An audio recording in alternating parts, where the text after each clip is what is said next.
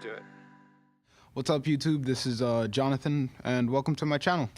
So right now I just want to go over my equipment, what I use, and hopefully later continue to make videos. So this is my Telecaster. This is my number one. I bought this for $200. It was a miracle, and it sounds just awesome. But this is my third guitar. Right here, this is a Parker PM20. I don't think they make these anymore. Parker is not very popular guitar brand, but the guitar sounds great. I think it's all mahogany, ebony neck, and the Parker pickups, but the bridge pickup, it got damaged and I had to switch it out for a Seymour Duncan, so now it just sounds awesome for the heavier, grittier, distortion-y type songs. So, oh, and you can also split the coils, and it sounds really nice. It sounds really like almost like a Strat, but it still retains that darkness and the thickness that every kind of like a Les Paul-y kind of tone, you know? Anyways, and then we come to my first guitar. This is the guitar that I learned on. This is a Squier from 1987. It's a Japanese Squier, and it actually doesn't sound that bad. But its intonation is horrible, and it's always going out of tune, so I don't use it. I just have it in my room, and I pick it up to practice and have a little bit of fun. And right behind me, this is my Martin. I don't know the series. It's a DCPA5, but it sounds incredible. The only reason that I really picked out a Martin is because I'm a huge John Mayer fan. Plus, I mean, it sounds phenomenal. It sounds just awesome. It's one of my favorites. I pick it up all the time. I always play around with it. And I'm just always, there's not a day that doesn't go by where I don't pick up this guitar. It's my favorites. I also left one out, but it's not here. It's a ukulele that I left at home. It's $40 and it's garbage, but I love it. It's so much fun to play with. So, also I'm using a Fender Frontman. This is a solid state amp. Usually I put like a little orange Micro Terror right in front of it, just for like, kind of like a cool tubey kind of power. Most guitarists will hate me for that, but this is what I usually use. It's not the greatest amp, but it makes the job. It does the job just fine. And that's about it. Now we can come and look at my pedals. So right here, this is my pedal board. It's pretty simple. Well, a lot simpler than other guitarists.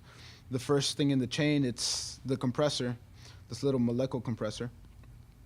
After that, we go into the wah pedal, from the wah pedal to the Walrus Voyager Overdrive, which sounds awesome. The full-tone OCD that's on everyone's board.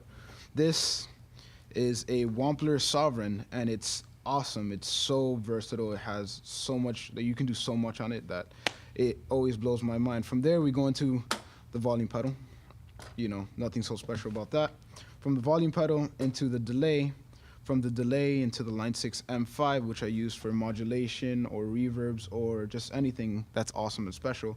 And then last in the chain, the TC Electronic Arena, which is basically a Hall of Fame, but in a black case. That going out to the amp. So for this little shindig, I'm just gonna go straight into the Telecaster.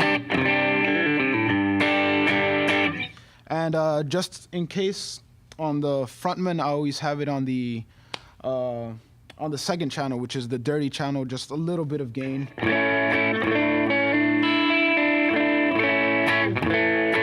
Just to make it sound darker and grittier. It's just, I don't know. I don't like it when guitars are way too clean unless I'm playing some jazz or some blues.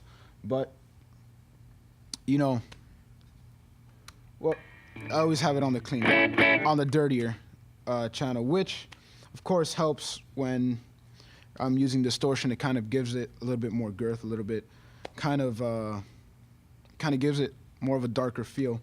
So my compressor's always on. I'm gonna turn it off.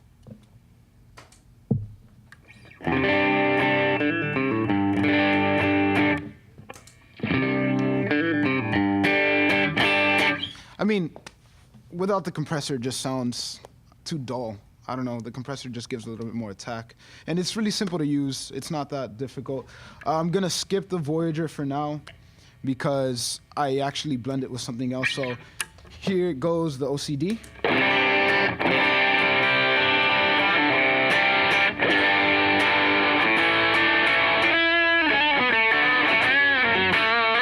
I mean, I love that OCD.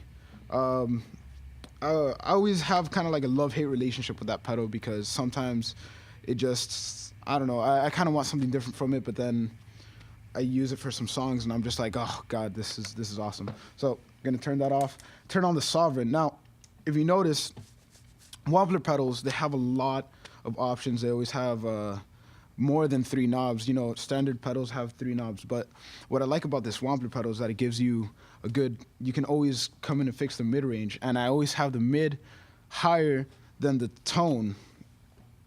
And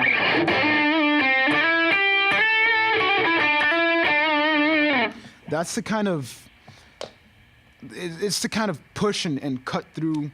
This is, I usually use this for my solos or whatever I do. Sometimes I'll use it and for like heavier distortion, something more like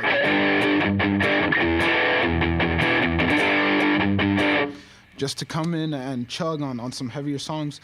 But this is what I do for some solos. I turn this on and then I turn on the Voyager, the Wampler Voyager.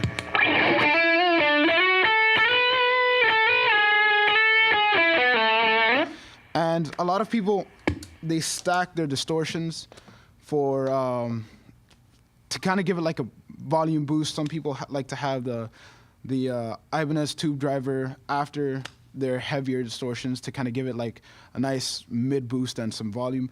But this already is doing that. So what I do is I turn on the Voyager before that to kind of give it like a gain boost, and it just sounds awesome, fuzzy, just killer and loud. I love this thing. So from there, I skipped the wah. The wah is really, it's a regular wah.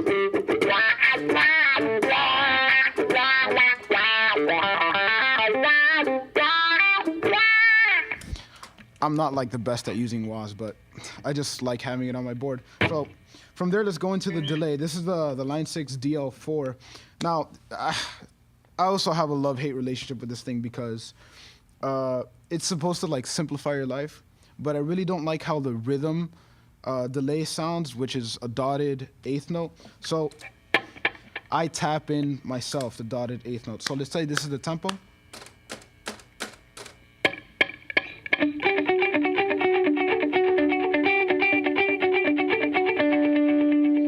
I mean, it just sounds great. You know, you have 3 different options. I've also been messing around with a looper recently on this thing. But the way I have it set up is short delay first, short and quick.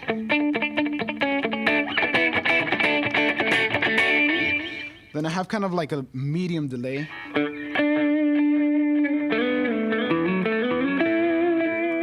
Then I have my very, very long delay.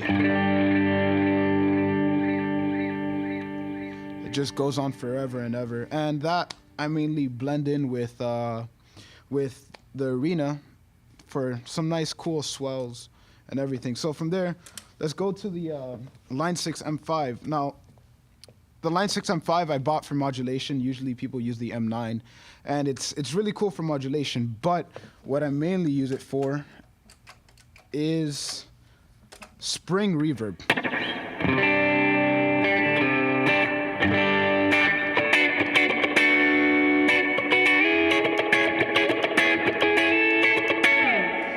I love the spring. It sounds better than the TC Electronic Arena, in my opinion. But of course, I also have some analog chorus on it, or digital analog chorus.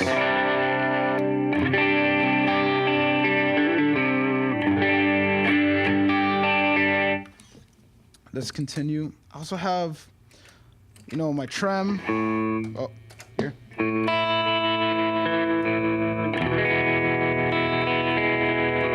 I really like using the trem. I'll show you an example in a second.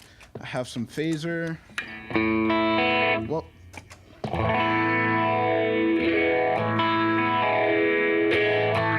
I think you guys get the idea.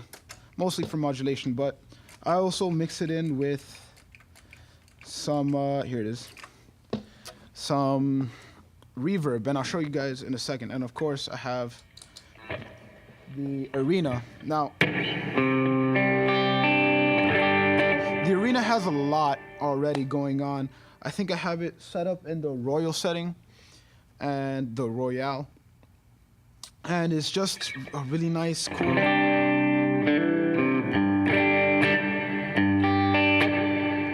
It's just a really cool, nice, deep, I don't know, kind of like ambient reverb.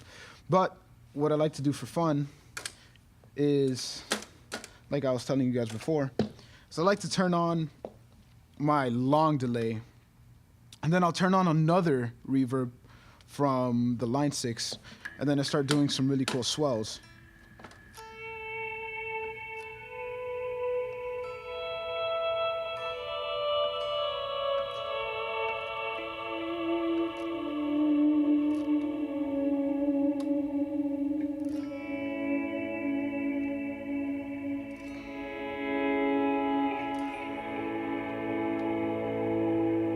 It's kind of like a holy grail. It just sounds so amazing. I hope you guys enjoyed the video. I want to continue making videos, so if you liked it, you know, comment, give me a thumbs up, subscribe, do whatever you want to do. The internet's free. Thank you for watching.